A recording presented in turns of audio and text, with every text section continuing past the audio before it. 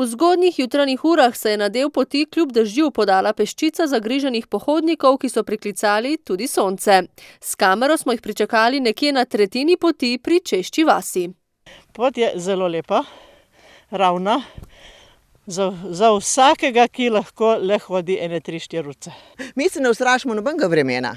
Tudi če sem šla od doma z odprtim dežnikom, sploh ni problem, sem ga med potjo zaprla, si zdaj že posušil, kakor je sonca.